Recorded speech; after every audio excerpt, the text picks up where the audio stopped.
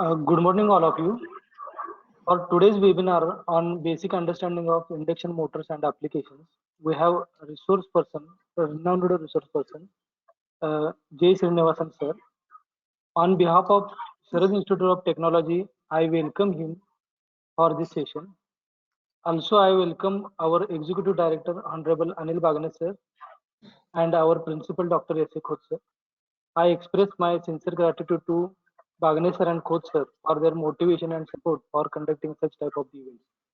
So before start this session, we introduce Srinivasan sir. We give brief introduction about Srinivasan sir. Srinivasan sir complete his graduate in physics from Madras University. He has 42 years of experience in the area of motor dimensioning, motor testing and inspection, on-site efficiency testing and analysis of motors, power quality audits and solutions for harmonic and voltage quality. He also engaged in training and orientation programs. He also engaged in energy conservation and recognized as a national level energy efficiency expert. He also has professional experience in marketing, dimensioning, and commissioning of electric motors and motor systems.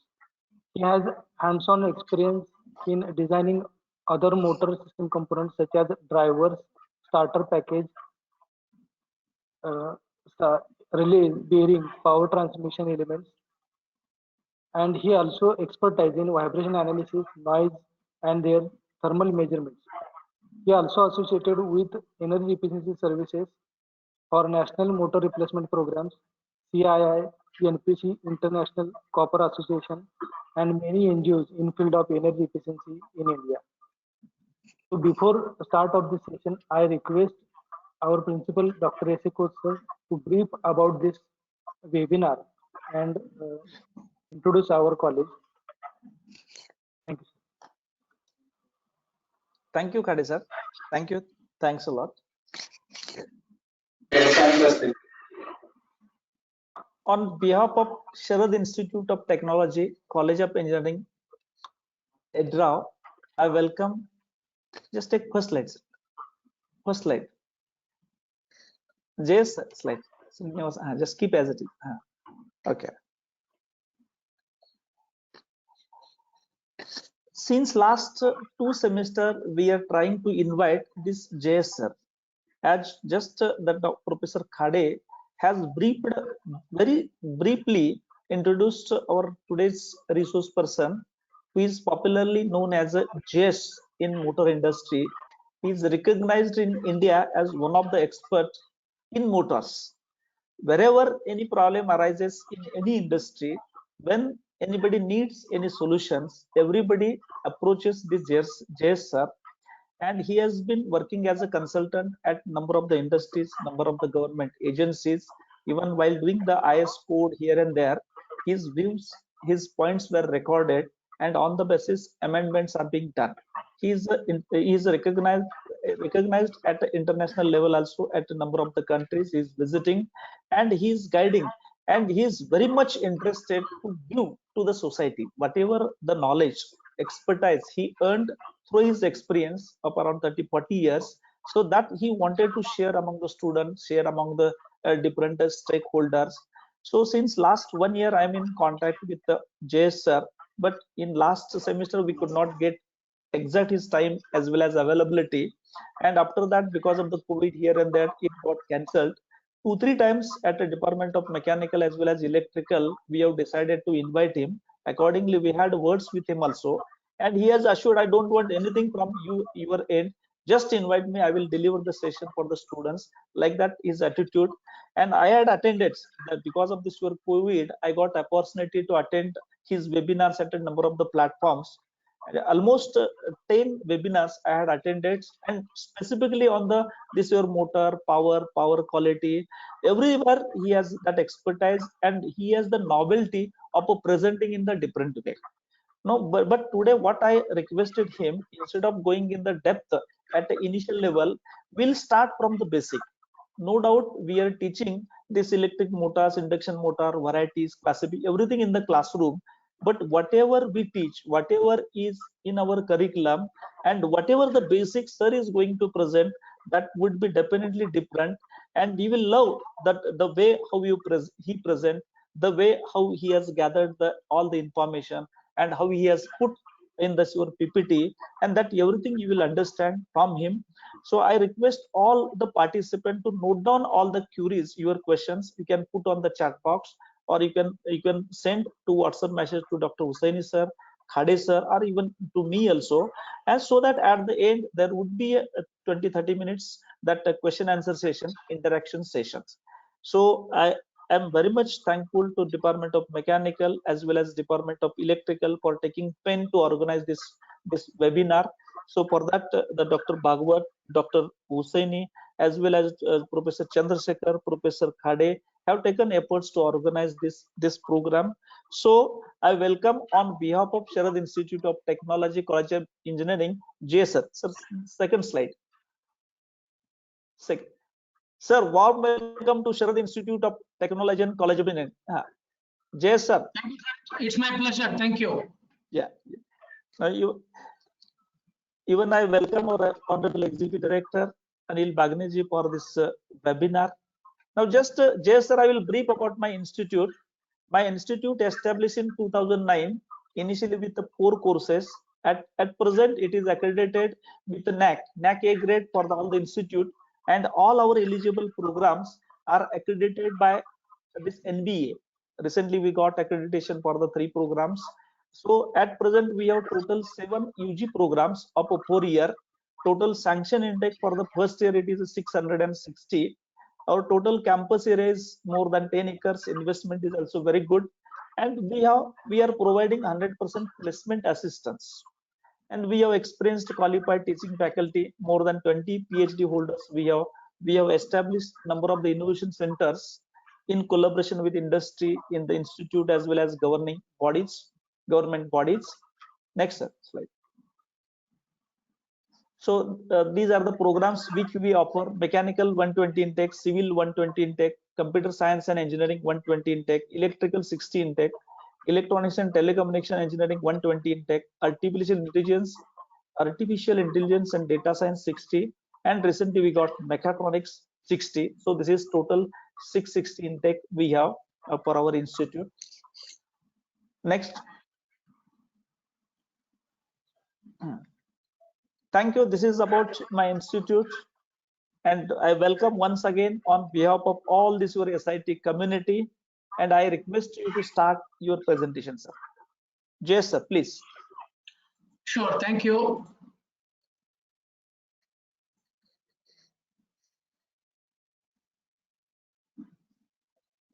Good morning, all. I hope I am audible to you. Yeah. Yes. Yeah. Thank you at the outset, Dr. Sanjay Kaur, Mr. Hussaini, and Mr. Manjit Khade. You made extra efforts to organize this program. Although we have been discussing about an opportunity to address the students for quite some time now, almost close to 2 years. Thanks to the COVID and thanks to other delays, I could not put up a personal appearance in front of you.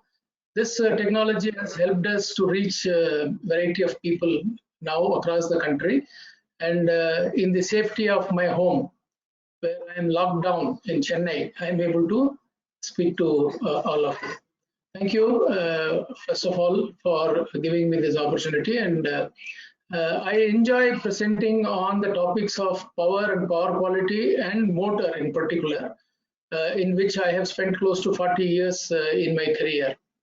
And thankfully, I also had opportunities to address the other components involved in the motor system as a whole. The complete drivetrain, I have familiarity in either selecting or applying or installing, commissioning, and also condition monitoring. And this helps me to continuously update myself with the technology available in the market, and also the practices adopted by many industries and manufacturers, for example. So I expect that the few slides that I have here, for example, I can break them down into 2 parts. The first part is approximately 10 slides up front, and then followed by the subject matter 40 slides. So totally around 50 slides are there. The first slides are very important to me personally because I always practice what I call fondly as funneling effect. I try to funnel the information. As you can see from the funnel, I strain the information and then zero down to the topic of our interest today. That helps me to put the audience on the topic, explain the background, and then go on to deliver the topic on which we have agreed to discuss today. The basic understanding of induction motors and applications. So let me move forward.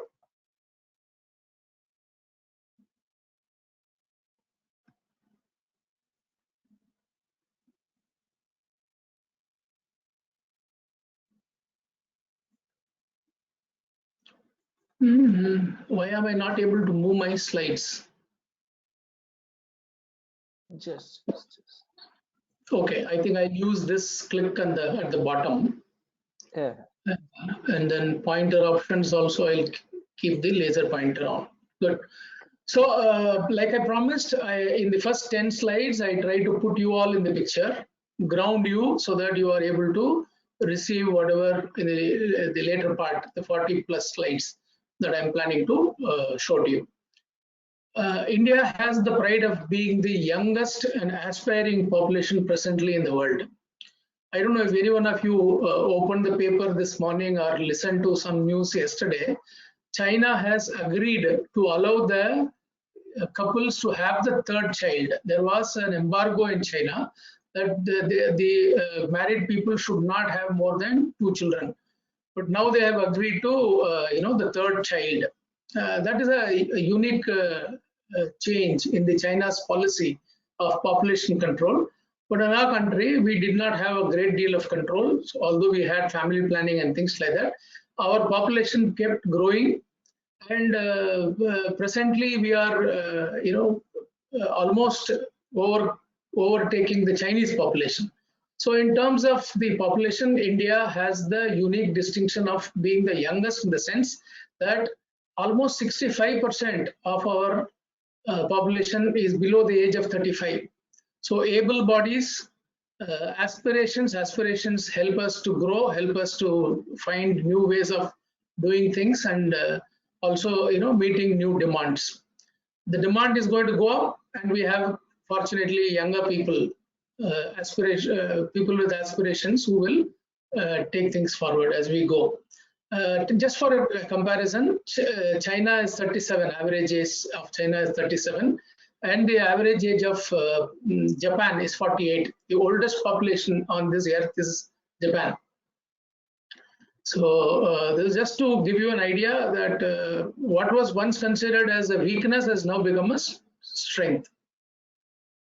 India is also a growing economy. You must be knowing about BRICS countries. So we are one among the BRICS countries, which are all almost equal, both in terms of challenges as well as in terms of opportunities. We are a growing economy and we have already surpassed Britain, UK, to be the 5th largest economy. And as things stand, we would go on to become 3 by 2030 in the world and could possibly become number 1 or number 2 by 2050. This is the kind of growth that is set for India. This growth cannot be reversed, irrespective of whatever destabilization that we have, this pandemic or any political scenario, parties changing, all those things will not affect the growth of India. Just I'll interrupt, sir, that both slides are visible, that next another. Just make it only present, single slide. How do I do that? I think that display setting is there in between center. Show task, display setting. Display setting. Here I can see above this your first slide. I'm seeing 3 dots. Somewhere it here just drawing tools, display setting. Okay. There check there whether it is swap presenter view and slideshow. and then duplicate slideshow. Here both are visible, sir. Means Both are visible. if you make it one only, that would better. That size would How be do I better. do that? How do I do that? The technology is always difficult to understand. Oh, this is Now just now is it okay? no, both slides. Next slide is also visible.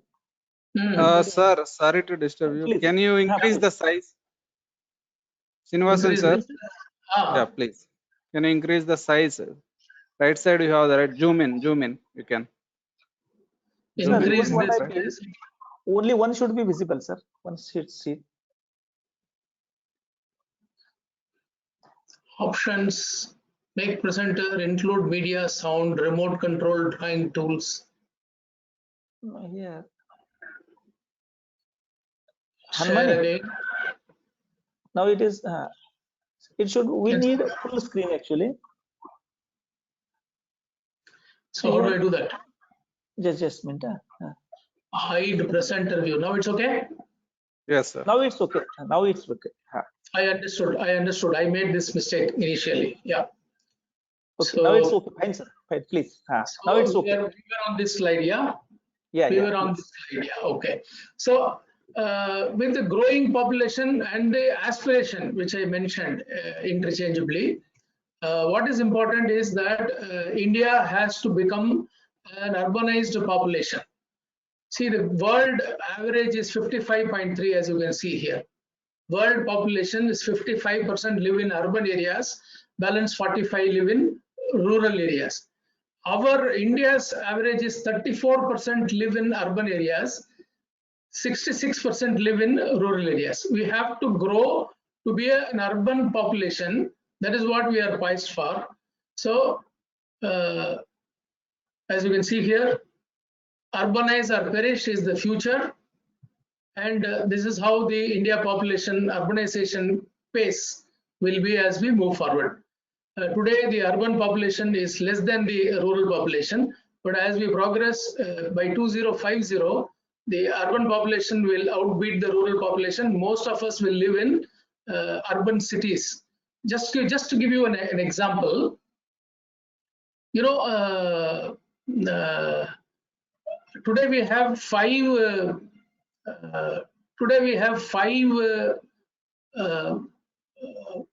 One minute, please. We have five cities, five major cities in the country, including Bangalore recently. By 2030, the estimate is that we will have 14 cities in India. So this is the kind of growth that we have. That means we will be moving forward with more people coming to live in urban areas or depend on urban living.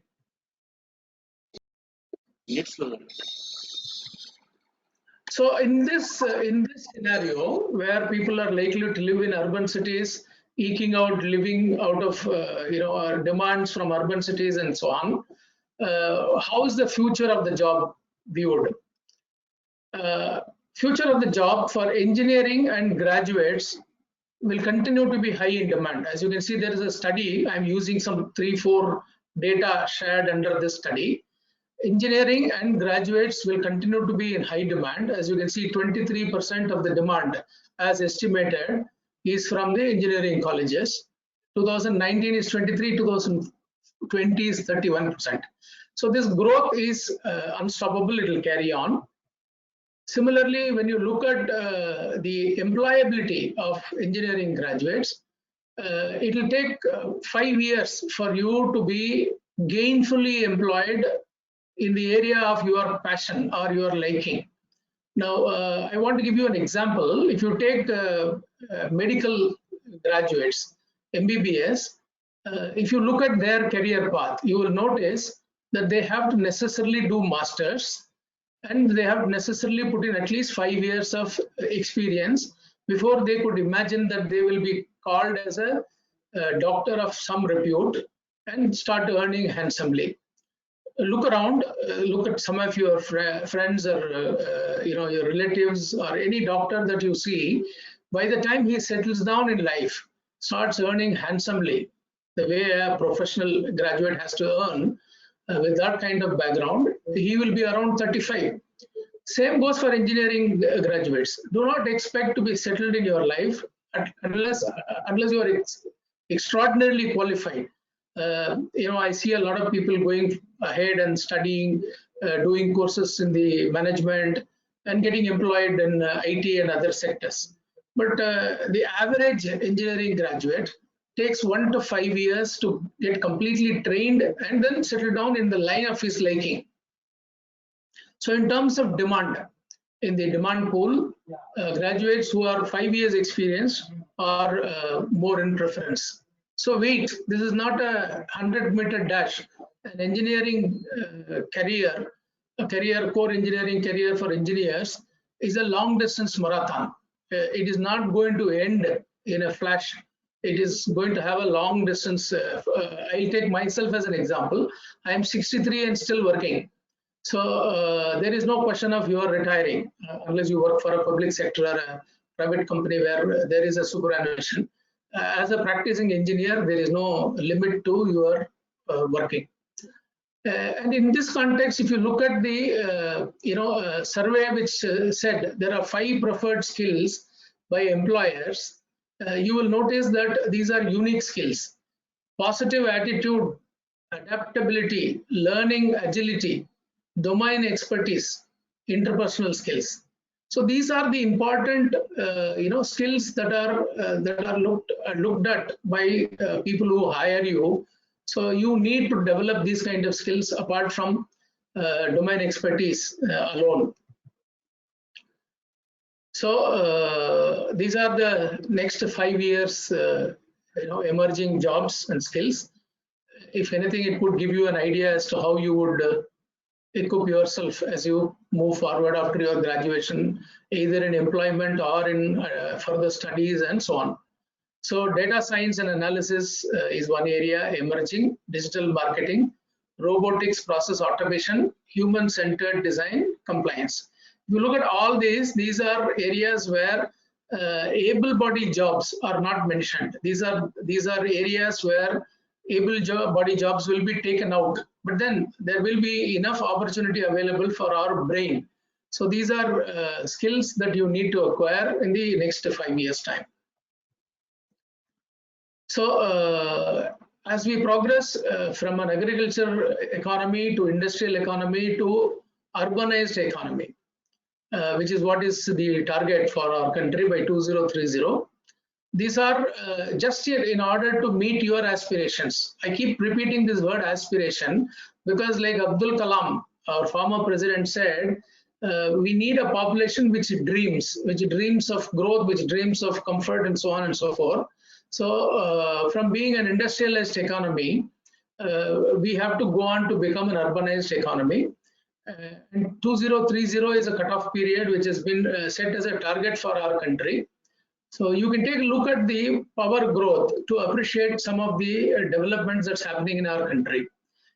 In 1947, when we got our independence, the total installed capacity was 1362 megawatt only. In 2021, which is the latest, 31st March, we have built a capacity of 382,150 megawatt of power generating capacity. This is in order to meet most of our power requirements. As you know, today the central government has claimed that they have met power requirements or demands of the entire country, including some of the remote villages.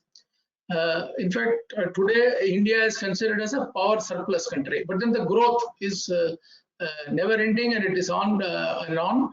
And therefore, we need to build new capacities. There is a CEA, Central Electricity Authority document, which says that we will have to build a total of 8,17,254 megawatt by 2030 in order to meet the urbanized economy. Like I mentioned, 15 metro cities will be there, and when we have cities, there will be housing, there will be schools, colleges, entertainment, malls, theaters. A lot of electricity demand will go up. So that is what is the future of India.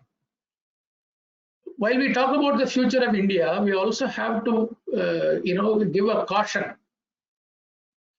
about what is actually in depletion. See, our population tripled in the 20th century. 100 years, 20th century, our population tripled. So what was used up in 19 centuries put together was exhausted in 1 century, 20th century alone, in the name of industrialization. A lot of our resources, Earth's natural resources, were exhausted. So in the bargain, what we are now left with is an estimated reserve of 130 years of coal for power generating stations.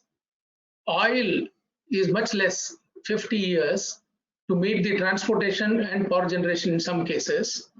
But what is in abundance is non-conventional energy generated from biomass, solar, wind, nuclear, etc.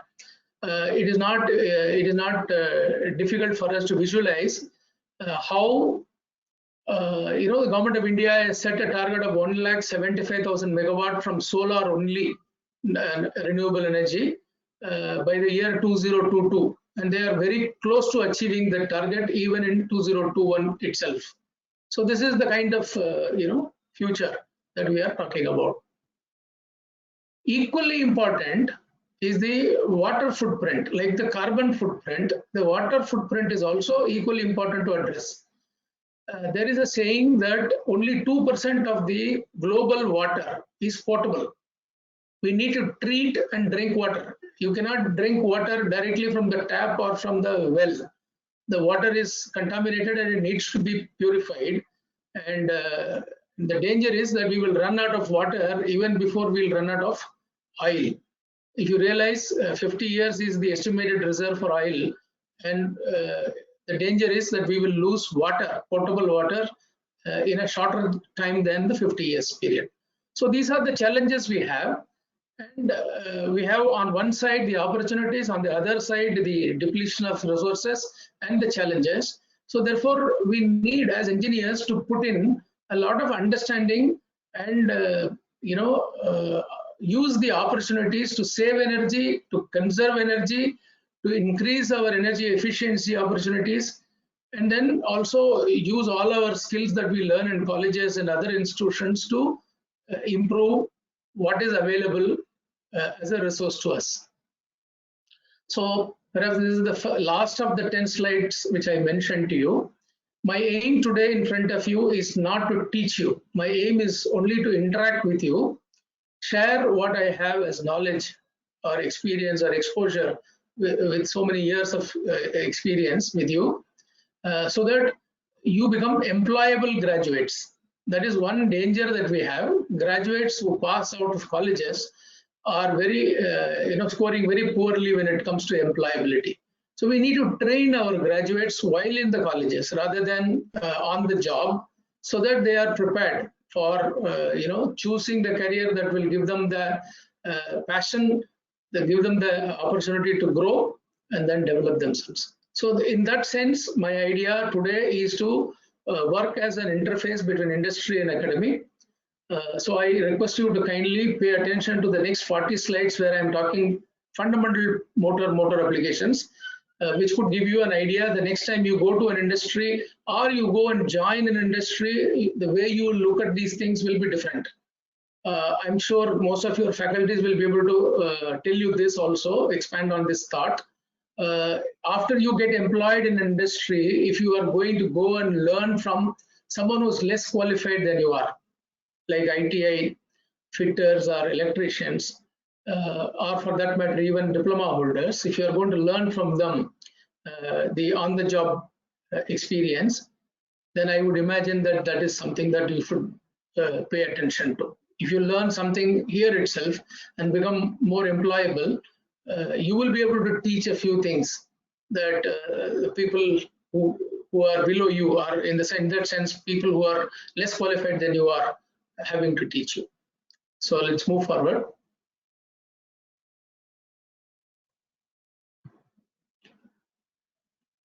So I'm just giving a commentary about what are all the job opportunities available for graduates. Design engineering is one area. Production planning and supervision is another area. Maintenance is another very important area. Quality control, testing and inspection inside manufactured product or procured products. Testing and inspection is important. Procurement, there are engineers nowadays employed in the purchase department. Gone are the days when the purchase department was headed only by commerce graduates or science graduates. Today, engineers are hired. People prefer to hire engineers in the procurement department of some engineering companies. Energy auditing, a growing opportunity area for you. If you have passion, then you can go on, learn and then move forward. So these are some areas available for you to learn things. And in all these areas, a fundamental knowledge and understanding of electric motor is important. Why? Because electric motor virtually runs the world. So therefore, we need to understand what is it that electric motors actually do. A couple of slides later, I think I will be able to show you why electric motor was chosen for today's topic. The main reason for choosing electric motor is because 70% of energy in industries is fed through motors. Balance, heating, electrolysis and other loads like lighting and information technology loads constitute only 30%. So that means the single largest implement through which energy is consumed in the industry for productivity is motors, and therefore motor becomes very important for our understanding. I have shown you a market scenario here. In the next slide, I'll also show you what is the installed base of the motors. Between the two topics, you will be able to appreciate that these are the future for you. Approximately 15 lakh motors are manufactured and supplied to industries. Numbers are here. I'm not going to stick to exact numbers. Approximately 14.44, I would take it as 15 lakhs. 15 lakhs motors are manufactured and sold in the industry year on year. I've compared the last 10 years of manufacturing data as published by the IEMA, Indian Electrical Electronic Manufacturers Association. So the 10 years data more or less compares. Around 15 lakh motors are manufactured and sold in the industries. And most of these motors are AC induction motors, of which the squirrel cage low tension motors constitute around 93%. So for today's program, I'm keeping the slip ring, flame proof and HT motors out. For understanding, I'm going into the squirrel cage motors being the largest constituent of the total motor market in the country. So if you look at the motors, there are three distinctive technologies in front of us. Induction motor is the oldest. It's more than 130 years old. And it is the most robust, most understood, and most easily available and maintainable motors. Therefore, knowledge about induction motor is very, very important. There are also two additional technologies: permanent magnet synchronous motor and switched reluctance synchronous motor. These two motors are new technologies, relatively new, 30 to 40 years, not more than that. And they are slowly entering the market in some typical areas of application rather than general areas of applications. So this induction motor will continue to be responsible for, like I said, almost 90% of the energy that is being consumed in the industry through motors. In terms of maturity, on a scale of 1 to 3, induction motors are most matured with 3 as being the high. Switch reluctance is the latest. Permanent magnet is the second in order. And if you look at the high peak efficiency of these motors, again the numbers are: switch reluctance motors are number 2, permanent magnet motors are the highest in efficiency, and induction motors are somewhat among the 3, the lowest in efficiency. We know there is a slide where we are talking about global standard called IE standard, International Efficiency Standard for motors. So for meeting IE4 and above, we have only these two technologies now possible. With the induction motors, more or less the efficiency, we have reached IE4 levels, and more than this is not possible from this technology. So if the future of the world is going to demand much higher efficiencies, then we will be depending on PM and SR motors. So we'll see how, as we move forward, that will become important for knowledge and understanding. So apart from the new additions of approximately 15 lakh motors, we also should look at the installed base. So as you can see here, in terms of numbers, estimated numbers in installed base, we have a total of 2.5 crores. 25 million is 2.5 crore motors. So every year 15 lakh motors, 1.5 million is getting added to this. And there are also some motors which are getting retired. Now we have grouped this into three. This distinction will become important as we move forward. We are not discussing efficiency or utility, but we are looking at the numbers. Small motors, which is from 63 frame sizes to 132 frame size. If you are not so familiar with the frame sizes, we look at the output from 0.18 kilowatt to 7.5 kilowatt are called as small motors, and they constitute almost 83% of the population. So as you can see here, 20 million is 2 crore. 2 crore motors are small motors. Approximately 34 lakh motors are medium-sized motors from 11 kilowatt on to 30 kilowatt. Large motors, which are 37 kilowatts and above, you can include up to 350 kilowatt, are only 10 lakhs in number. 1 million is 10 lakhs.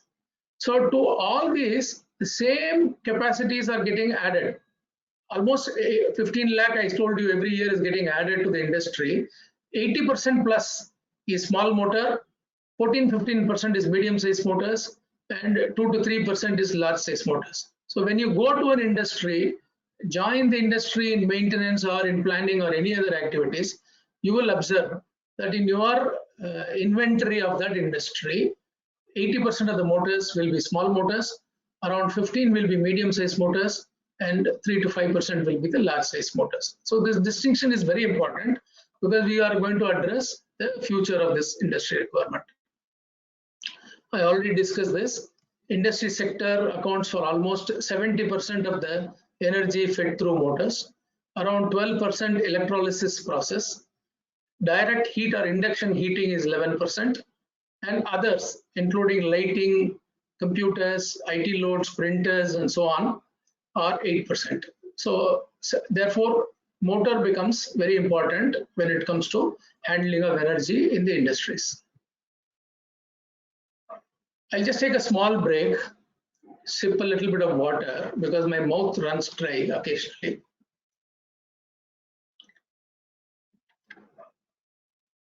You will notice here in this picture some application areas of motors.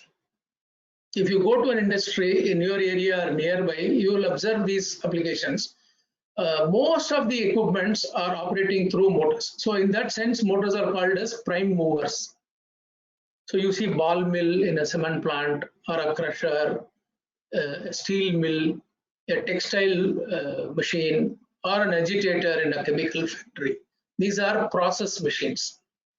In this block, you will notice utility machines like fans, pumps, cooling towers, compressors, root blowers, and also you will notice centrifuges in sugar factories. I understand in your area sugar factories are many, so you may have gone and you may have taken pictures or observed that these are important applications. When it comes to material handling, so like I said, manufacturing or process, utility, and then material handling. You will have typical applications like cranes, conveyors, and so on. Rooftop solar like plants to make the area available for solar power and to enhance the solar energy. I request participant to mute your mic. Hello. Hello. Request participant to mute. Step was taken by Gujarat government. The solar, because of the land availability is also limited. So what they did that they installed the solar panels for the canal. The state of government was first to implement the canal solar power. Mechanical. This is a surprise to me. Okay, I'll move on. So these are some typical applications which I showed to you. So next time you go for an industrial visit, or if you have already gone and observed, you will be able to recollect some of these applications. Motors are plenty and everywhere. So motors, in principle, the rotation is the primary motion of all machines, and in that sense, motors are the prime movers. So they convert electrical energy to mechanical energy, and motors are not supposed to be considered as electrical products. Motors are electromechanical products. So this is the first time I'm finding an engineering college offering students from both electrical and mechanical for a motor class. I appreciate this because once the electrical engineer installs the motor, connects the motor to the power supply, runs the motor, unless the shaft rotation or the output of the motor is harnessed and taken for throughput of a machine, which is the domain of the mechanical engineers, there is no meaning in installing a motor. A motor without connected to a load rotating by itself has no meaning. I hope you understand that. So therefore, very important that the rotation, being the first greatest invention of the mankind, goes on to help us for work done, useful work done, and then convert that into productivity. So unless there is a productivity, there is no job for the electrical or mechanical engineers. So the true owners of productivity are the process engineers. If it's a chemical plant, chemical engineer. If it's any other plant, it is the people who are involved in manufacturing of the end-use product. So in that sense, the electrical mechanical people go on to become very important engineers for installing and running prime mover and the secondary mover, so as to deliver the work done by the industry. So there are two slides where I'm giving you a commentary on what is a motor. Motor, like I already told you, is the most matured and saturated technology, like induction motors. 1885 was the first when induction motors were invented. They are robust, cheaper, and highly reliable.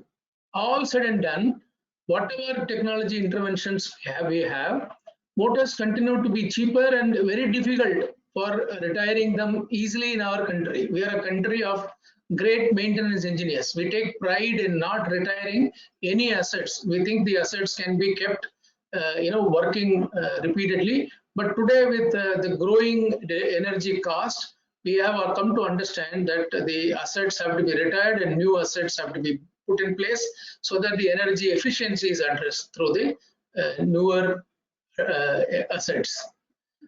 Motors deliver what the load demands. I have made an emphasis on what this motor does. Motor rotates and delivers a torque at its shaft, converting the electrical energy into mechanical energy. And their whole time job is to meet the demands placed on them by the mechanical equipments like fans or pumps or compressors. So what they deliver is the torque. You must be familiar with this formula. Kilowatt is equal to 2 pi nt divided by 60,000. So short form or simplified formula is 9554. This power is equal to torque into RPM divided by 9554. Or in other words, torque is equal to 9554 into kilowatt divided by RPM. Many of the mechanical engineers will be familiar with the term torque, but electrical engineers will be familiar with the term kilowatt. This relationship has to be understood so that when you ask from your side, mechanical side, for procuring a motor, if you are able to talk in terms of torque, then it is easy for the electrical engineer to design a motor or procure a motor of the rated capacity which is required by them. So the relationship between torque and power has to be understood. Similarly, relationship between torque and voltage also has to be understood. Torque is proportional to V square. So if the voltage reduces, the torque will also reduce in square proportion to voltage. Similarly, the relationship between torque and speed also has to be understood. Torque is inversely proportional to speed. As the speed decreases, the torque will increase. One slide is there where I am trying to take you to understand how it works. Similarly, the driven loads. This is for the mechanical engineers. Loads are placing the demand for power on motors. So in that sense, loads are the ones which are responsible for consuming energy. It is not the motor. So therefore, when it comes to electrical mechanical engineers working together for the welfare of the industry in terms of optimum utilization, optimum energy and optimum throughput, both electrical and mechanical have to work together. It is not the job of the electrical engineers. I find that most of the electrical engineers are beset with the responsibility for energy efficiency just because they are accounting for energy efficiency. But the fact remains that the mechanical engineers are equally important in utilizing the motor efficiently, because 70% of the energy efficiency is through motors. So this is very important for us to understand the basic. That's why we have this program today. So parts of motors. Some of you would have probably seen in the lab or in the industry, but this cut open design is very good to visualize how a motor is constructed internally. So you can see here, you have a stator core. This is the winding area. You have a rotor. This is an aluminum die-cast rotor. You have a shaft. You have two fan covers, inner bearing cover and two bearing covers, inner bearing cover and outer bearing cover. The cooling fan is here. The end shields are here. This is the body. This is the feet. So these are some of the parts of the motors. I request Mr. Khade and Mr. Hussaini to later on share these slides to the students so that they have much time to leisurely view and also compare some of these areas. There is a term called air gap. The air gap is between the stator and the rotor. This is where the torque is produced. So some of you who are familiar with how an induction motor works, you will be able to appreciate how it is placed. So the stator and the rotor, the air gap is responsible for the torque that is produced in the shaft. So I request you to kindly spend more time on understanding this. For today's program, we'll move on by showing you this picture and allowing you to appreciate that there are so many parts built in it. Almost 90% of electric motor is mechanical. Only the winding design will be electrical. Otherwise, in terms of the construction, engineering, manufacturing, it's mostly mechanical engineers. Right. So what I have done for the purpose of this class is to use a nameplate. You will see this picture coming continuously, and I will highlight each of those parts by a green circle like this. So we will use a nameplate and explain in simple terms, both in terms of the standards that is provided for all these activities, and also in terms of variations and applications of motors. So a few slides will continue to have this nameplate. I have used a Siemens nameplate here because I work very closely with the Siemens company. So therefore, it is easy for me to find these kind of slides. Don't think I'm trying to promote a product here. I'm only trying to generically speak about an application, electric motors. So we'll go on, we'll take a look. So there's another split open design for motors: end shields, rotor, housing, stator, terminal box, non-ray bend end shield, fan, and fan cover. So this is how a typical split open motor appears. Now you looked at a three-phase motor. This green is for three-phase motors. So there is a standard which is for the three-phase motors, IS/IEC. It's called a dual standard, 60034-1. Now IS325 used to be the standard till almost 2017-18. This got changed and we adopted the IEC standard as a dual standard, IS/IEC 60034-1. There are a few engineers, few technical consultants who continue to use IS325. IS325 is retired and it's gone, it's no longer available. But the fact is most of the IS325 standards are retained under IS/IEC 60034-1. So as you can see here, the selection of motors depends on the altitude.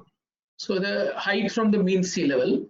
Up to 1000 meters, you can use the motor for 100% of its rated power, no derivation required. But once you start climbing to higher areas, like Ooty is 3000 to 3500 meters, Ooty in Tamil Nadu. So you need to derate the motor. You need to derate the motor to 82%. You must forgive me. I'll take about a minute to charge the laptop. My charge is going down. Just forgive me. Okay, no issues, no issue.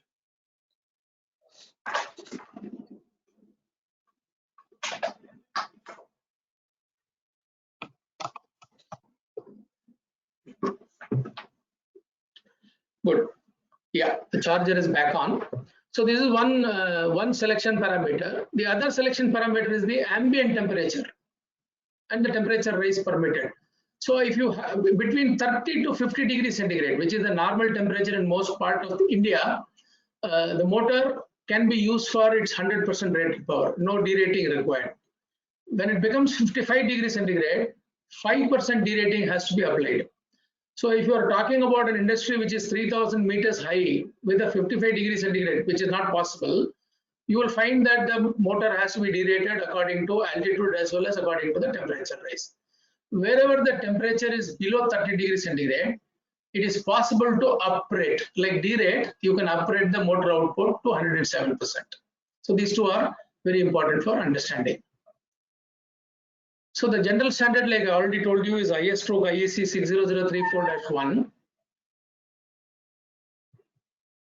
These are some of the standards which could be, there are more than 20 standards governing different parts and different applications of motors. But I am limiting to about 5 here for your familiarity, 5 or 6. IS/IEC 60034-1 is a general specification for induction motors in India. IS 12615 2018 is the latest revised standard for energy efficiency in our country. IS 12615 2018. This covers from 0.12 kilowatt to 1000 kilowatt, 2-pole, 4-pole, 6-pole, and 8-pole. Similarly, India is the only country which has put a restriction on dimensions, boundary dimensions of motors, so that the manufacturers will abide by common dimension standards. IS 1231 is the standard for dimensions. For example, if you look at some of the slides in the future, you will appreciate that all the boundary dimensions have to be identical in order to interchange different makes of motors. It should not so happen that different manufacturers have different dimensions and the consumer is compelled to use that particular make only. So this is in order to ensure that the monopoly restrictive trade practices are not practiced by the motor manufacturers. IS 1231 is a very important tool.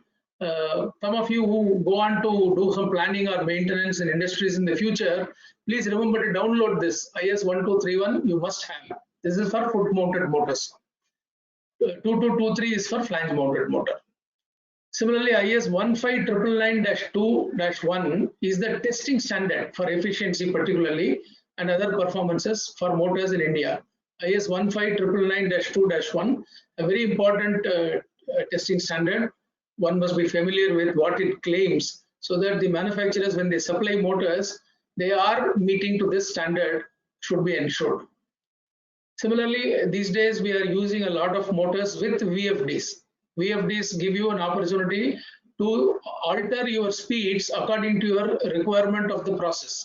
If it's a pump or a fan, your flow can be altered using the speed variations.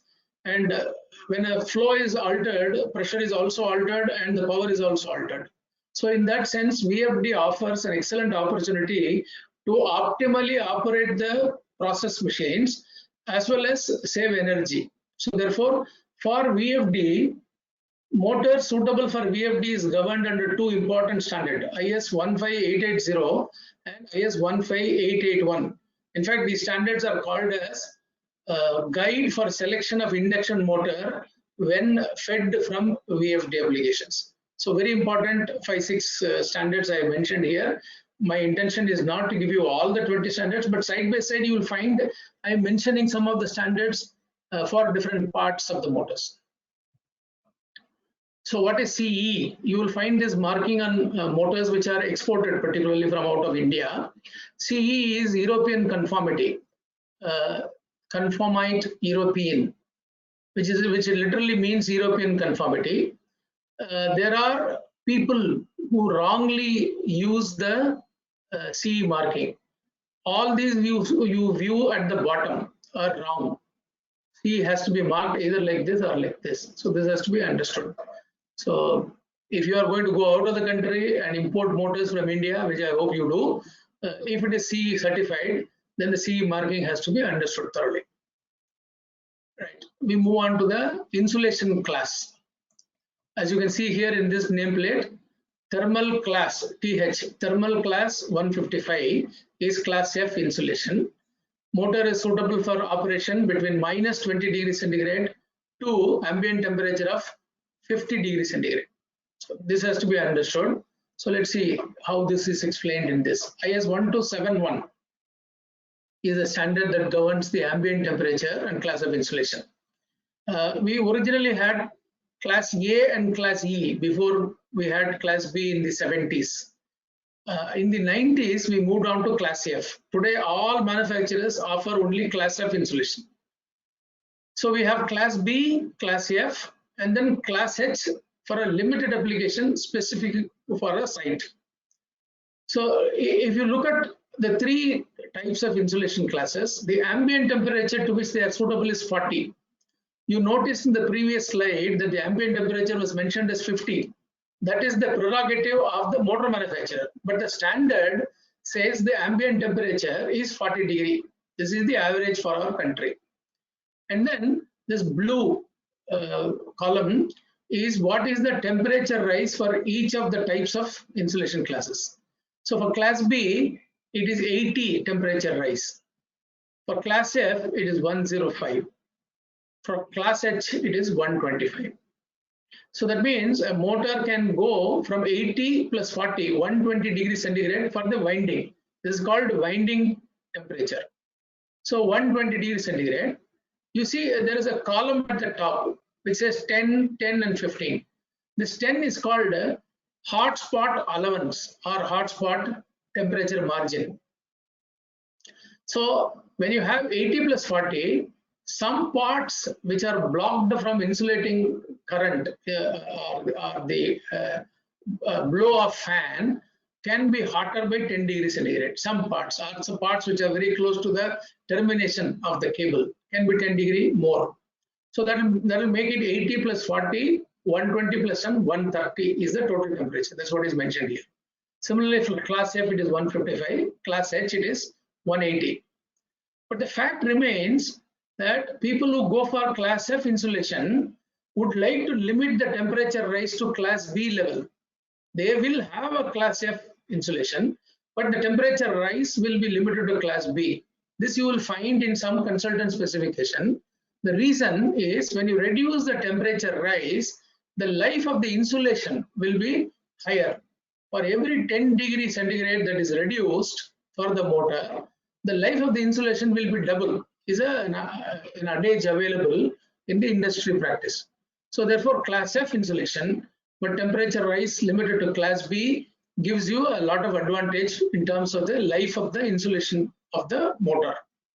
Similarly, for class H, it may be a class H insulation specifically designed for an application, but the temperature rise should be limited to class F in order to ensure that we get more life for the motor. So IS 127 is a critical IS standard when it comes to the insulation class of the motor. Now look at the efficiency class. I have circled IE3. Now there is a slide to comment on the efficiency topic. See, the globe as a whole is divided into two worlds so far as the motor is concerned. IEC world and NEMA world. NEMA is North American Electrical Manufacturers Association. NEMA is for the Americas, that is America, Canada, and some parts of South America will use 480 volts and 60 hertz motors for applications. Whereas IEC, most of Europe, India, Australia, New Zealand, and China will follow IEC. So IEC will have 400 volts, 50 hertz countries, 50 hertz countries. Now they had two different distinctive efficiency standards prior to the international efficiency standard which came. That was in 2008. This came in 2008 under IEC 60034-30. So this became a common standard worldwide for both NEMA motors as well as IEC motors. So that is what happened. From old EFF2, it went on to become IE1. EFF1 went on to become IE2. And NEMA had NEMA energy efficient EPAC motors at that time, which are similar to IE2. NEMA premium motors are similar to IE3. And NEMA premium plus or super premium motors are IE4. So this is the chronology of order of growth for efficiency for motors. IE1, IE2, IE3, IE4. IE5 is under discussion. Once IE5 is adopted in a couple of years from now, people will start expecting IE6 will be the next growth. So we will have a growth in this fashion as the technology allows for the motor efficiency to be increased. Now, protection class. On the nameplate, you will find IP55 mentioned. IP stands for ingress of protection. Some people also call it as international protection. What does this mean? The motor needs to be protected from external objects and water. So it is governed under IEC 60034-5, part 5 of the standard. Part 1 is for the general standard, part 5 is the standard for ingress protection. So you will find that the first numerical stands for the solids that will enter the motor. The second numerical stands for the water that will be splashing or falling on top of the motor. So typically IP55 is the motor which is now supplied by most of the manufacturers for totally enclosed fan cooled motors, TEFC. So IP55 means dust, powdery dust will not enter the motor. Similarly, water projected by a jet will not enter the motor. This is IP55. But there are applications where people demand higher protection from both dust and water. So you will find people asking for IP65 in some applications or IP56. So this is basically for water and moisture and dust. These are two protections.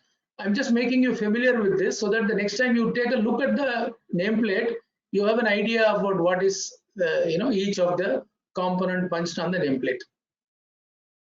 Similarly, this is although not mentioned on the nameplate, we should understand international cooling IC. You will find IC 411 or IC 416 being mentioned in some of the motors nameplate, but most of the motor manufacturers don't punch this. You take a look at it, you understand. For example, IC 411 stands for totally enclosed fan cooled motor with fan force air, force cooled or fan cooled for cooling the housing of the motor. IC 416, which is interchangeably used for some typical applications, will have a fan which is operated by a three-phase motor. So this is the fan cover. There is a fan, but that fan will be operated by a separately operated motor. So this is mostly useful for VFDs, where you might use a VFD supply from the main terminal box and use a constant 50 Hertz supply from the auxiliary motor. So these are called as IC 416. So similarly, you have a variety of application improvements nowadays.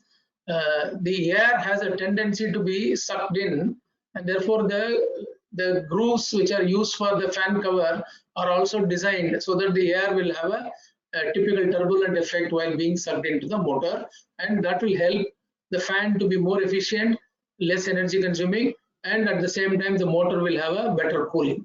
You see here some design of the fins are also with alternate so that the air blow is not obstructed by a fin which is of the same length or the same dimension. So these are some technologies which have come for improving the performance of the motors. Now the kilowatt, which is punched on the nameplate of the motor, what does it mean? I'm now taking you through The slide, in my opinion, is a little difficult for you to understand. So I'm going to spend a little longer time on explaining this slide to you. So kindly pay attention. So you have in this slide a typical example of 45 kilowatts, which is punched on the nameplate. This is the output of the motor. And I've used them for 4 different asynchronous speeds.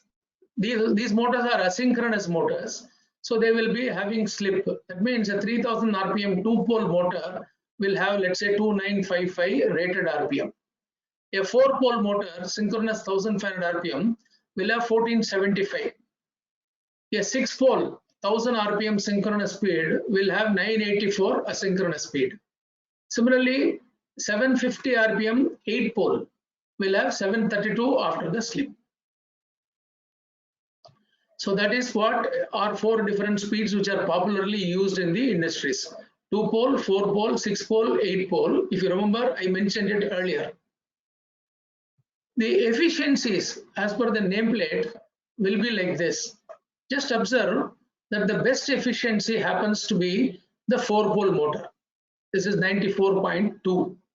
There is a slight reduction in for a 2-pole motor, reduction in 6-pole, and further reduction in 8-pole are seen here. So you will find that a lot of motors, a majority of applications are 4-pole. So when you go to the industry, you will observe that all the motors have been chosen with 4-pole. Very few motors are chosen, like in compressor or some pump applications with 2-pole, and some crusher applications with 6-pole. You will appreciate this after the next 2 red blocks. So the input kilowatt, as you can see here, output divided by efficiency is equal to input. Because we all know output divided by input is efficiency. So if you interchange and simplify the formula, output divided by efficiency is equal to input. So observe here that for a 45 kilowatt motor with 94% efficiency, 47.87 is the input power. 47.77 is the input power for a 45 kilowatt 4-pole, slightly better efficiency. 48.18 for a 6-pole, 48.65 for a 8-pole. So similarly, if you look at the torque output, which I mentioned to you in terms of a formula, in terms of Newton meter, 9554 into kilowatt divided by the RPM will give you the torque. So you will observe that as the speed decreases, the torque increases. Remember, I mentioned to you that the torque is inversely proportional to the speed. So you get more torque as the RPM rotation per minute of the motor shaft reduces. There are some people who still use the kg meter instead of the Newton meter. The 9.81 kg meter is equal to 1 Newton meter. That is the relationship. 9.81 is the G value. So therefore, some people will like to use kg meter. Here also the same. The relationship is divided by 9.81. You will get this value. So 14.83, 29.72, 44.54, and 59.58. Some people will simply use 1 by 10 instead of 9.81 accurately. They'll say 1/10 of the Newton meter is the kg meter. So this relationship has to be understood. My aim on spending with you a little extra time is because you have to understand, these parameters of the motor, so that when you see these motors in the field, either after getting employment or as an industrial visit, you will appreciate that these are the reasons why these RPMs are chosen. So what is RPM? Here in this nameplate, it is punched as 2982 RPM, which is a 2-pole motor, right? So what does this mean? The pole numbers, as you all know, 120 F by P, that will give you the synchronous speed. So for a 2-pole 50 cycles, the synchronous speed 120 into 50 divided by 2 is 3000. For 4-pole it is 1500, 6-pole is 1000, 8-pole is 750, and 10-pole is 600. You will not find 10-pole motors being offered by many manufacturers because these are very difficult to manufacture, and only under specific inquiries these are manufactured and given. One information which I want to share with you: motors are suitable for 2 times the base frequencies. So if you tomorrow use a motor with a higher frequency than 50 hertz, if the motor is designed for 50 hertz and if it is used for a higher frequency, it is permitted. But then what will happen? You have to observe. You have two curves here. The curve here is with the forced ventilation, and the curve at the top is a constant 50 hertz cooling, which I mentioned to you. So this is IC 411 and this is IC 416. So as you can see here, between 0 to 50 hertz, this is how the this is called a constant torque zone. This is called variable torque zone or constant flux zone. So the torque will be constant, but the power will increase like this. Beyond 50 hertz, which is its base frequency, the torque will decrease dramatically. So you cannot use these motors beyond 50 hertz if the torque demanded is higher. So therefore you have to oversize the motor. So this relationship has to be understood. What is frame designation of a motor? You will find all these on a nameplate. As you can see here, I'm going one by one, and also wherever possible using the standards correspondingly, very important. What is 315M? So we'll take a look. If you remember, we looked at the motors as small, medium, and large, right? So we classified them as group 0, group 1, and group 2 motors. For your understanding, please continue to denote them as small, medium, and large. So 71, 80, 90, 90 S&L, 100L, 112M, 132S, and 132M. These are called as frame heights. In the next slide, I'll explain to you what is a frame height. Designation is H. So similarly, in medium-sized motors, you have 160. Is S, M, L are short, medium, long. The core length of the rotor. Short, medium, long. So group 2, you have up to 355 frame size. Now let's take a look at this IS 1231, which I mentioned as very critical for you. So if you look at IS 1231 for a foot mounted motor, I'm going to now count A, B, C, D, E, F, G, H. Please follow me so that you know how to interpret them. A, B, C, D, E, F, G, H. So let's take a look at this. A is the center to center of two feet. When the shaft is facing you, center to center of the 2 feet is A. So you can see here in millimeter. B is center to center of 2 holes in the same feet. Right? C is there is a collar in the shaft. So the distance between the collar to the center of this front hole is marked as C. This is very critical. This C dimension is very critical. If there is a fully built transmission, if the C dimension is not matching, you will not be able to replace one brand of motor with another brand of motor. So this is what I call it as monopoly restrictive practices, MRPE. So C has to be identical. That's why the standard is critical. D is the diameter of the shaft. E is the shaft length from the collar to the edge of the shaft is E. F and G are the keyway dimensions. Even this has to match. This cannot be different for different manufacturers. So F, G, H is the center height. As you can see here, H is denoted from the bottom of the foot to the center of the shaft. So like I've already said, A, B, C, D, A, B, C, D, E, F, G, H. These dimensions have to be identical for all manufacturers as per IS 1231. Similarly, in the case of flange mounted motors 2223, you will find mention of M, N, P. So you have N here, you have P here, and you have M for medium. So M is center to center of the flange holes. N is a step in the flange. This flange has to mate with the female flange. If it does not mate accurately, then the flange cannot be mounted. So for mounting a flange, you will have another flange here from the machine side. So this N dimension has to match. Similarly, the overall outer diameter of the flange has to match P. So M, N, P as per IS 2223 has to match. So I'm just trying to give you an idea about how to read these drawings so that tomorrow when you procure a motor, you have clarity about what will go right and what will go wrong. Now we will talk about the voltage and the frequency mentioned. Voltage and the frequency mentioned on the nameplate. So you will have 415 volts in India, plus or minus 10%, 50 hertz plus or minus 5%. What does this mean?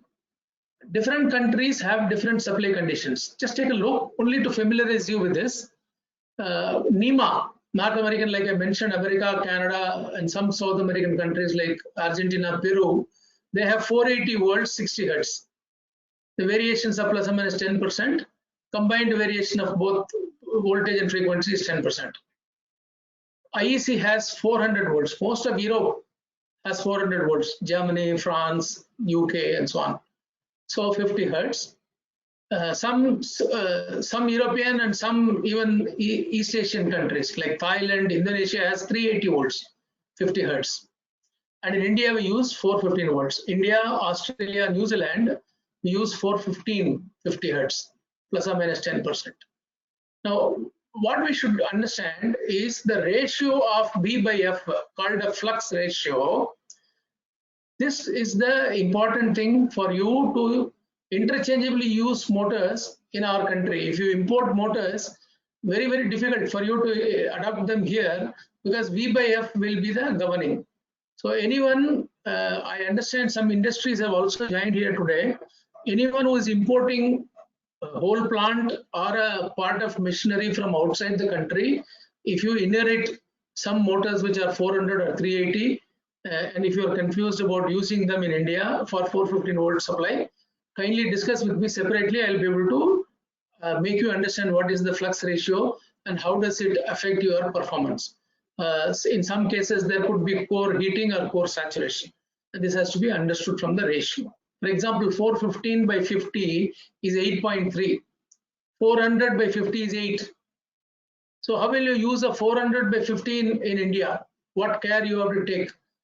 So that has to be understood. So if you get an opportunity to discuss this, please connect with me offline. Thank you.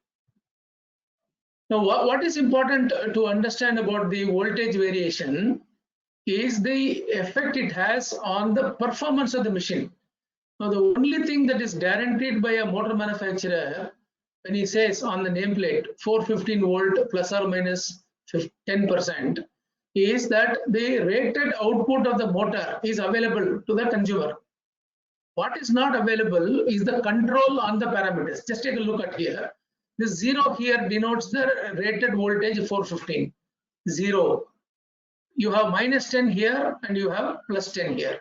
So look at some of the parameters, what happens to them as we change the voltage. The starting and pull-out torque will be reducing if the voltage at the motor terminal reduces. It will increase when it increases. Similarly, the slip will increase when the voltage is reduced, but it will reduce when the voltage is increased. Full load current will go from one end to another end. The power factor will go from one end to another end. The efficiency is the only value which will get affected on either side of the extreme voltage variations. So in this sense, voltage variation is an undesirable component for operating a motor. So we have to be very careful. Whichever industry we go work, we must ensure that the voltage applied to the motor terminal does not vary too much in the course of a day. If it varies too much, then you will have a problem of efficiency going down, which you notice from this curve. So the efficiency goes down on both extremes. This is a unique feature. While all other parameters go from one end to another end, efficiency is the only parameter which goes reduced on either extremes of voltage variation. And in that sense, voltage variation is an undesirable element. Right. While talking about the voltage, we'll also talk about the voltage unbalance. IS 13529. This standard is available freely from the internet. Anybody can download. Some of the IS standards are now decontrolled. You don't have to pay anything for it. You can download it. IS 13529, I request you to kindly download and understand what is voltage unbalance. So they have given a sample calculation because people make mistakes, error in calculating unbalance in voltage. So read this standard at least from the angle of understanding what is the right method of calculating the unbalance in voltage. The unbalance in voltage also affects the performance of the motor. As you can see here, the permitted unbalance for the motors is only 1% in the voltage. As the voltage unbalance increases, the rated power of the motor keeps coming down. This is called the derating factor. So when you have a 2% unbalance, 5% is the reduction in the motor output. You have a 3% unbalance, almost 13% is the reduction in the motor output. So in this sense, voltage unbalance is also undesirable. Another program, I have a plan to propose to your college about conducting 4 or 5 2-hour courses which can be offered to you for a complete understanding of motors, motor selection, motor installation commissioning, motor condition monitoring, and energy efficiency audit with respect to the motor applications. So if that fructifies or if it materializes as we move forward, I will be able to take you through some of the ill effects of voltage unbalance and voltage variations with more case studies. So today I'm only introducing you this as a concept, and side by side I'm also mentioning some of the important IS standards. So what is IMB3 punched on the nameplate? What does it mean? International mounting. IM is mounting. So as you can see here, there are mounting samples shown here. So if there is a feet, it's called IMB3. As you can see here, IMB6 is feet mounted on a wall with a shaft like this, the terminal box like this. This is horizontal foot mounting. So the foot mounted arrangement can also be mounted like this. If it is B6 in this direction, B7 in this direction, V5 is foot but the shaft facing down. This is foot but the shaft facing up. The motor is hanging from the wall or a headstock. So these are some of the foot mounted motor arrangement. These are some of the flange mounted motor arrangement. You will also have foot cum flange or a B14 flange. So these are some of the arrangements that we see normally. These are some of the terminal connections. You will have a LHS or RHS. You will have a slanting for the terminal block, so terminal cover, so that it is easy for you to put your tool and tighten or loosen the screws. You might have a flying leads or floating leads, which means the termination will not be here, it will be in a junction box, and the termination will be permanently braced with the end terminals of this motor. So these are some of the mounting and TB arrangements that you will find typically in a marketplace. Good, I think I'm coming to the last 5 or 6 slides. Thank you for staying with me all along. I have been trying to be as illustrative as possible with samples and standards, and also side by side my commentaries about what is important about each of the layout terms used and the standards specified. So now I'm going into some of the application tips.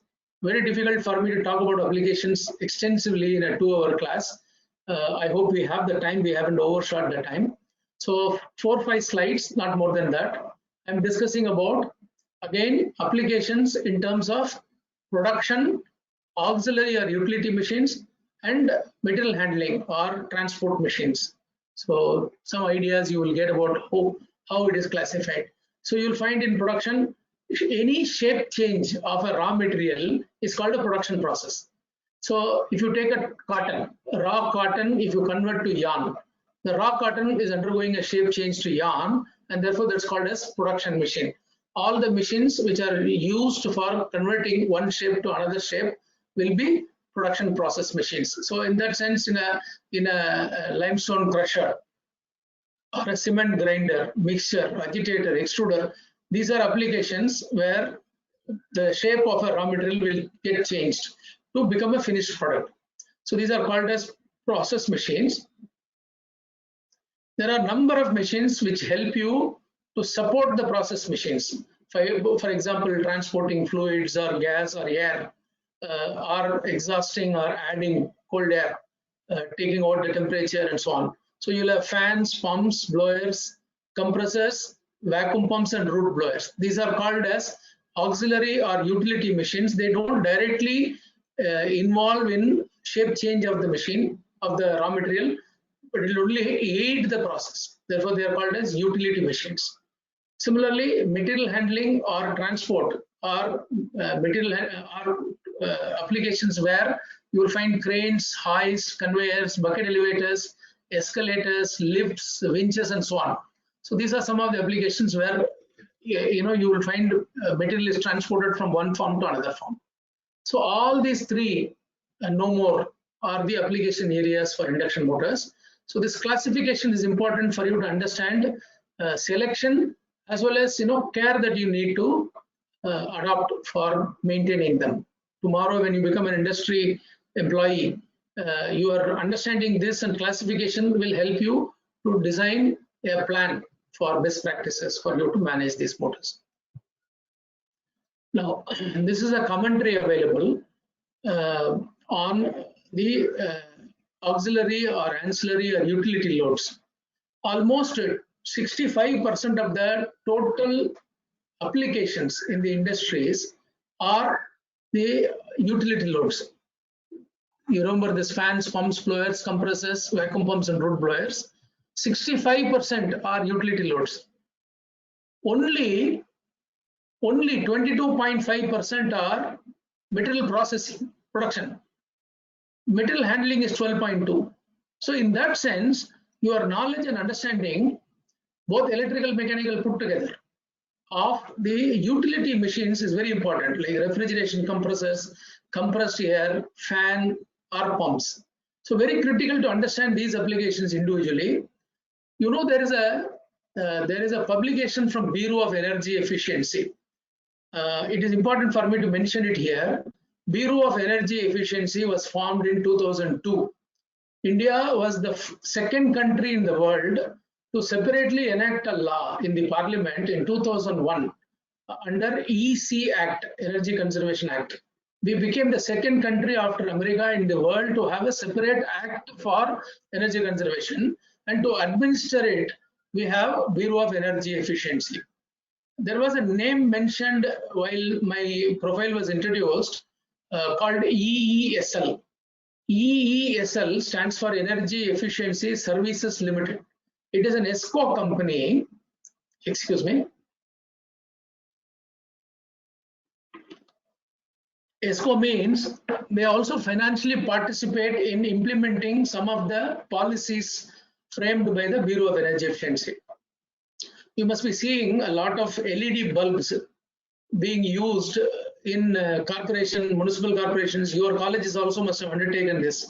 All incandescent bulbs will have to be replaced with LED bulbs for energy efficiency. The potential available today is about approximately 40,000 megawatt. If you remember, we have a growing demand for power. At the same time, there is a restriction on the resources available in our country. So therefore, energy efficiency becomes a foil or interchangeably important resource for ensuring that we do not exhaust further resources. So this country has now agreed and signed in the Kyoto Protocol to save approximately 35% of the green gas emission, so that we also have a role as a young generation, not only to aspire and equip ourselves technologically, but also to be responsible for energy conservation and energy efficiency. So therefore, energy efficiency services is very important. Bureau of Energy Efficiency has published a lot of policy framework. I would request your college or one of your faculty to download a number of articles on pumps, fans, compressors, and refrigeration compressors as very important equipment for energy conservation, energy optimization, and future technologies. I'm saying all this in one breath so that you understand the importance. Now, I have shown here an application consideration of a total drive system. Electric motor, like I mentioned originally, is unimportant if it is so long installed and not connected with the equipment. So only when it becomes an important part of a drivetrain, which means there will be a production available, the importance of motor can be felt. So motor as a system, when placed in a system, motor as a system component will be influenced by the quality of power supply, power controls, control and protection components. Motor itself has quality and efficiencies, the method of coupling, mechanical power transmissions, the driven equipments, and the process. So that from power supply to a motion flow, seen as a complete drivetrain, motor has to be understood. And you please tell me how motor is unimportant to mechanical engineers. It becomes an integral part of a complete drivetrain, and therefore please do not leave it to electrical engineers to manage the motor. Let them manage, but your understanding must improve, and your handling of the motor in a system has to improve. And this is the idea of my requesting for both mechanical and electrical engineers to come forward and attend this program. So some of the drivetrain, I have tried to show a picture here. This is direct coupling. This is coupling through a gear. This is belt pulley coupling. This is a combination of belt pulley and gear coupling. So these are some of the mechanical power transmission elements. There is a program available for each of this topic: couplings, gearbox, belt pulley and a combination with gearbox. For each of these, there is a class available. So some of you mechanical engineers will be interested in going forward and taking advantage of these classes. Similarly, when we talk about motor, specifically for electrical engineers, there is a demand that this starting current should be restricted. Just 2 slides on this. The restriction of starting current is very critical, because if you go on drawing excess current for starting a motor, because an unrestricted starting of a motor would draw between 6 to 8 times current, its rated current, from the grid. And all this will be placed, this demand will be placed on the transformer. So you cannot go on oversizing the transformer and the cable for a difficult starting current. Therefore, traditionally there have been a number of designs and schemes for reducing the starting current. Typically we call them as reduced voltage starting or slip ring starting. Slip ring is going out of fashion. So reduced voltage starting like star delta, soft starter or VFD are recommended. So one look at the typical current will tell you as to why is it important to go for reduced voltage starting, so as to reduce the demand in current on the transformer. This is just a commentary. I am not taking a class on this, just a commentary. For a motor, successful starting is important as much as beginning. Once it is successfully started, only a commentary, just as an idea. You can expand on this with the help of your faculty, or you could ask me to expand these thoughts. I can help you. Last but not the least, there are a couple of slides on lubrication and bearing. A motor performance depends largely on these two. So although it is electric motor, the lubrication bearing could be handled by the electrical engineers or electrical engineering department staff. Mechanical engineers will lend a lot of support, understanding and knowledge on this. Lubrication, proper lubrication, periodicity, not mixing lubrication, these are very critical. This is a big subject by itself. I have slides to conduct a class for 1 full day, 2 hours. I have done it for many industries. I'm not going to bore you, just one slide. Then one more slide for the tools for handling the bearings: mounting, dismounting and greasing tools. So just a commentary. These are important when you look at a motor. Look at these also as additionally as knowledge base, which is very important for you to develop. So I think perhaps this is my last but one slide.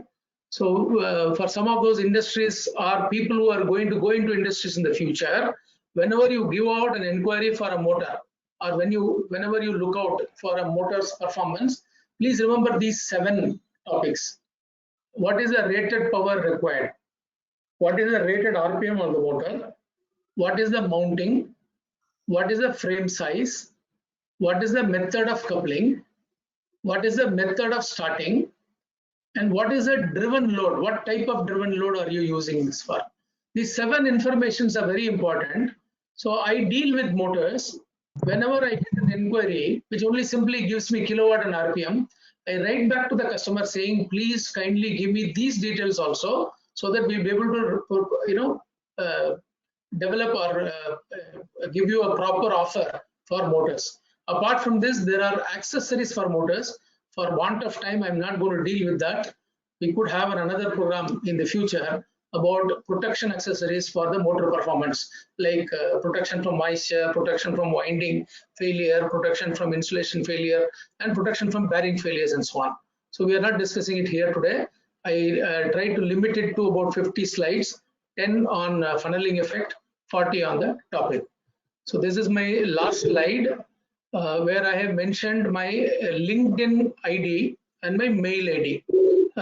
Next time I'm going to mask this. I'm not going to use the mobile number, because invariably I find that people call me and find me engaged in some other activity and they're not able to speak to me. So my request is, please use my mail ID or follow me on LinkedIn. I write a number of articles or small case studies in LinkedIn. I call them as caselets, C-A-S-E-L-E-T-S, caselets, up to 1,300 letters, 2 pictures. Typically, I would have brought out a case study for your consumption, whether in the industry or as future technology leaders. I expect you to give me a friend request on LinkedIn. Join me. I have about 5,000 people already following me globally. I'm willing to make my knowledge available to you freely, so you may follow me as you deem fit. Thank you very much one more time for the patience and the listening. Please take over. So thank you. Thanks a lot for your nice presentation. It was awesome, similar to the earlier so many presentations which I attended, and you have focused these basic things in a very different way. Now our student might have realized what is basics in the motors, what we learn in the curriculum, and actually what we need to study, understand the basic things while selecting the motors. That you gave very good insights of the motors only with the help of the single nameplate of the motor. Because whenever we go to the any motor or any industry, we never focus in depth for the nameplate. Only we see what is kilowatt, or sometimes some here and there some 1 or 2 parameters that will go for that. But on the basis of the nameplate, you give presentation around 1.5 hours. That's a great thing, great start. And indeed, it was a very great presentations, which I was expecting for the students. Thank you. Thanks a lot. Now I request participants or the Dr. Hussaini sir, take charge and ask questions if anybody has doubt here and there. Sir has tried his level best to make it very simpler. Still, we have so many questions, so you can start asking questions. And even will request all the students to join, give the request to the LinkedIn, so that sir has so many articles on the LinkedIn, and that would help them to get the placements also in the industry. If they go through all this your case studies, that would get benefit to all the students. Hussaini sir. Yes, sir. Sir, good Please. afternoon. So really, it's a wonderful session, sir. Srinivasan sir. Because we have the experience in teaching particularly, but we have not that much experience in the industry oriented. Whatever the parameters we have seen, we heard, but we don't know exactly where, what to do, and also. Okay, really thank you, sir. Even for me also, like student. Okay, so now I'm seeing if any question, because few questions are there here, sir. I'm seeing here. Yeah, sir. Shall I ask, sir? Srinivasan, sir. Yeah, please. Mr. Sagar, he has given. What are the advances in low-speed motor with large torques in application as a string of juice in sugar factory in terms of efficiency? No, I think the question is why would people choose a low RPM motor if the efficiency is low? Is that the question? His question is mainly efficiency, sir, in terms of efficiency. So, what are the advances in low-speed motors with large torques in application, particularly in sugar factory, that is a stirring of juice? Okay. I understand this. Yeah. See, actually, when we reduce the RPM of a motor, the torque will increase. We have two methods chiefly for reducing the RPM of the driven shaft, not the motor shaft. So even if the motor shaft is 1450 or 1475 RPM, through belt pulley, the driven shaft RPM can be reduced. So where the torque will be proportional, inversely proportional to the RPM. Therefore, reduced RPM will give more torque. If you look at the gearbox, it is called as a torque multiplier. So people use a gearbox even in sugar applications, as you can see. There will be a normal motor and a gearbox, and the RPM of the gear shaft coupled to the load will be much lower. Sometimes even as low as 12 RPM are seen. So these are methods by which the torque requirement is met. The most important feature of selection of motor is meeting the torque demanded by the load. Then comes the speed, then comes the efficiency. So the various methods are there for matching the torque required by the load. That is the reason why I said mechanical engineers should talk about their requirement in terms of torque in Newton meter or kg meter, and electrical engineers should convert that into kilowatt. So in terms of efficiency, like I already said, 4-pole is the best efficiency irrespective of whatever output of the motor. So if you are going to, when I say efficiency of a motor, I'm talking about the self losses in the motor. So if you are going to talk about the efficiency of a motor independently, then 4-pole is the best choice. Efficiency of a machine depends on a machine's own internal efficiency, self losses, and the optimum utilization of the machine's throughput. A little lengthy, but then this is the best answer I could give you. Okay, I hope he has satisfied Mr. Sagar. And another question. Yeah, sir. Yes. In case he is not completely satisfied. Yes, sir. Another thing, same from Mr. Sagar only, but already you have given that answer. Can you replace gearbox in such applications? You have explained already here. Yes. Yes, sir. Any other question? 1 minute, sir. Yeah. What are the major considerable losses in motors? You must have studied this in your class. There are 4 losses: stator copper loss, rotor copper loss, slip loss, stray losses. These are the 4 losses. Even in the industry, any other loss? Because particularly from industry point of view, he has asked Mr. Sagar, what are the major considerable losses in motors? I'm talking about the self losses of the motor. These are the 4 losses: stator copper loss or I-square loss, rotor copper loss or slip loss, iron loss. Iron loss is also clubbed with friction and windage. Iron is the flux producing loss, the power required to produce the flux. Friction is in the 2 bearings. Windage is for the fan. For the fan to operate in the shaft at the non-drive end, there will be some power. So iron, friction, windage is called as constant loss. Stator copper loss, rotor copper loss is slip loss, and stray loss. Stray loss is the eddy current and hysteresis losses. So these are quantified. IS 15999-2-1, which I mentioned, is the method of testing for efficiency, and that will segregate all these losses. That's why it's called as loss segregation method or loss separation method. We continue to use that under IEC. Whereas in the NEMA, it is direct output by input efficiency measurement. Direct output using a torque cell and input using a power analyzer. These are the 4 major losses. Okay, thank you, sir. Another question, sir. Yeah, sir. Please, sir. Please. Just elaborate about this selection of the connection, that is DOL star delta. That is when to select which type of the connection. This is for just for the simplifications.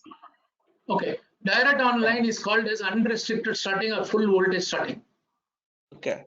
That means if it is a 415 volt motor and the supply can take 415 volt up to the motor terminal box, it will be 415 volt starting.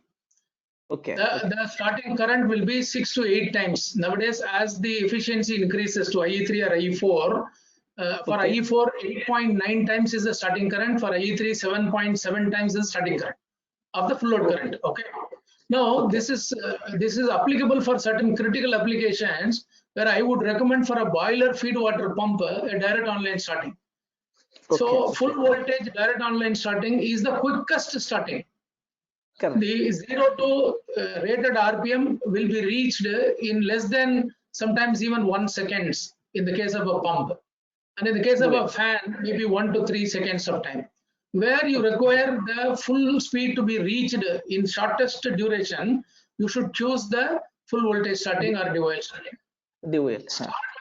Or soft starters or reduced voltage starting, where the frequency is not changed, only the voltages are reduced. For example, in star delta, we apply 1/√3, that is 230, 240 volts applied to the motor terminal for a small period of time during the acceleration, and after the acceleration is complete, the motor will reach 90% of its speed and pull out to delta. So star to delta changeover will take longer for starting. For fan, it may be 7 to 14 seconds depending on the inertia of the fan impeller. For pump, it could be about 4 to 7 seconds.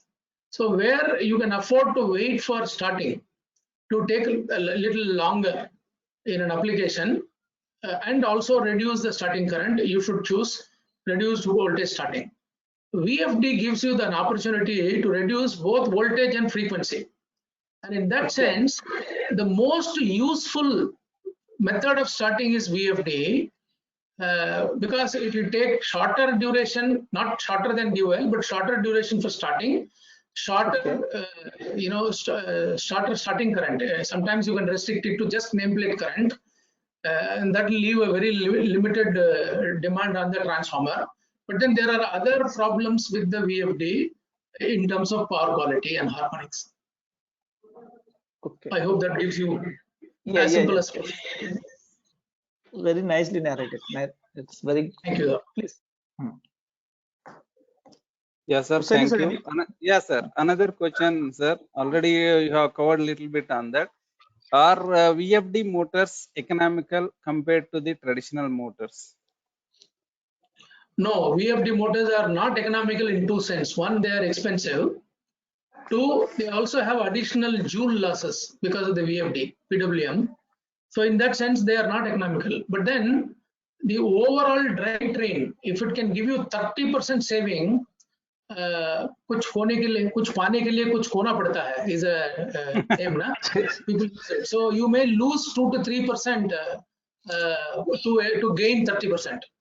So in that sense, VFD can be adopted. But the fact remains, if you look at only as a motor will have additional 1 to 1.5% additional losses, joule losses. VFD will have 3 to 7% additional losses. So that means as high as 7 to 8% can be the total losses between VFD and motor. But then if you get a 30-40% saving in the process equipment, then कुछ पाने के लिए कुछ हो सकते हैं. Okay, thank you, sir. Sir, another question is, yeah, please, sir. Continuation to this question, sir. Because of this VFD, so many electronics has introduced in the industry, and which has affecting on the harmonics and here and there. If you consider all together, is it less than 30% then given benefit? Sir, as much as 55% saving in some applications are possible. Okay. Because earlier there were no issue of harmonics, but only because of the introduction of this VFD or all this electronic gadget or the applications of electronics, it has been affecting on the harmonics, no major. Earlier the harmonic issue was not there. Is it correct or? No, actually harmonic has been there for more than 100 years. Everybody knows about harmonic and waveform. But then the incidence of SMPS has increased the VFDs, and therefore there is a legislation. The first time a separate legislation, IEEE 519, was formed in 1992, and the revision for it came in 2014. So today 2014 is what is applicable in our country. So it's a big trade-off. Sir, if I tell you, will you feel offended that we have taken 30 years to understand power factor?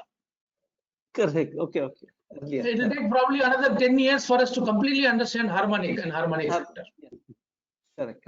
True, sir. Okay, thank you, sir. Sir, another question from Mr. Pawan. Is there any scope for entrepreneurship in this field with less capital? Which field, sir? I have spoken about so many fields. Yeah, particularly he is a power electronic guy only, basically. Teaching or selling motors or auditing motors.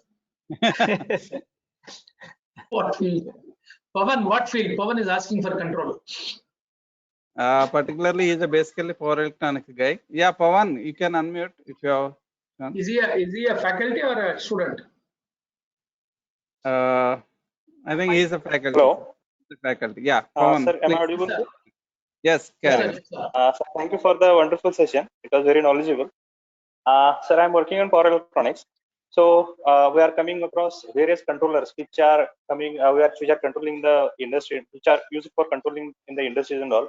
So is there any scope for having such controllers? If particularly if a person builds only the controllers, so is there any scope for this, that controller can be used for any application in the industry or maybe in any specific application?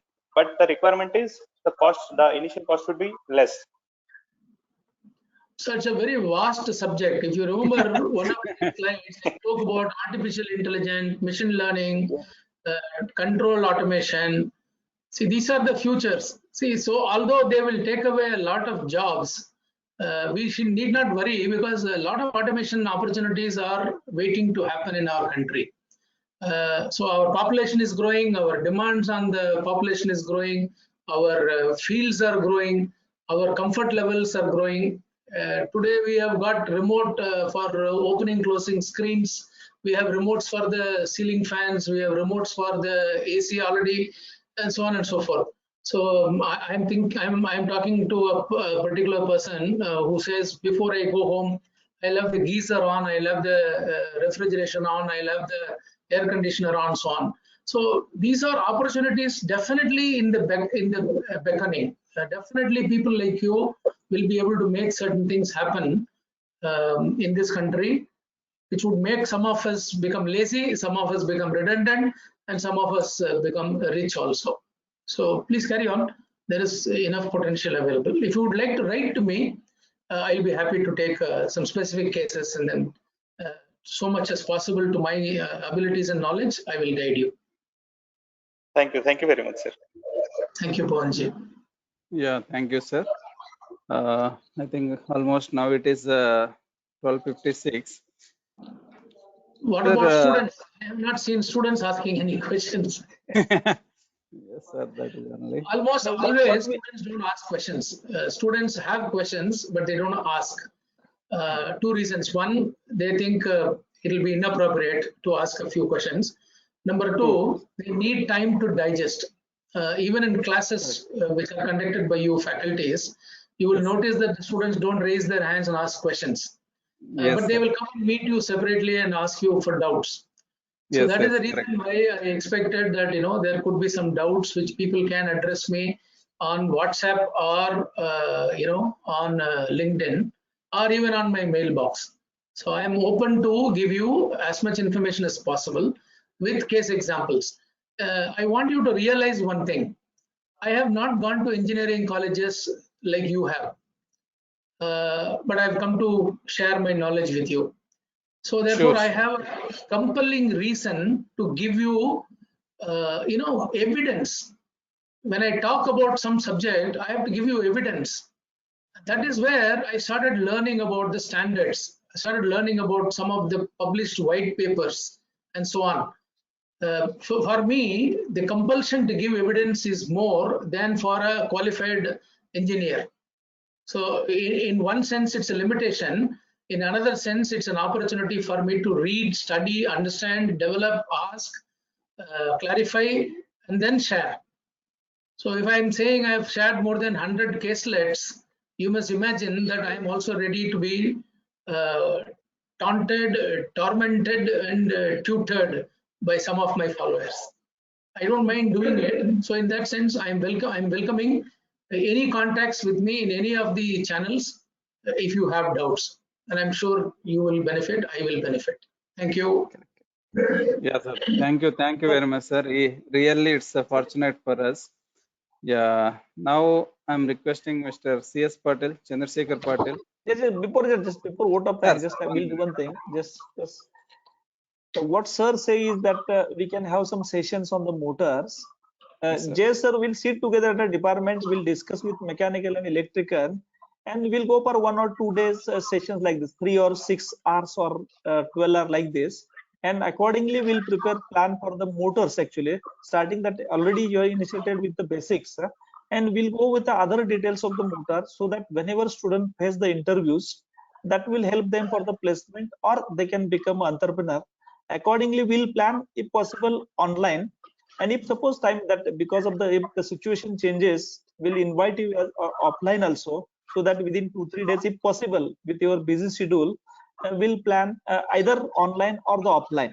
That would be definitely beneficial to the students, because whatever knowledge you gain with this big span of the 4 decade, that would definitely helpful to them, because we are getting so many insight from your webinar. I think this is my 10th, might be the 10th or 12th webinar, I don't know, since last 1 year.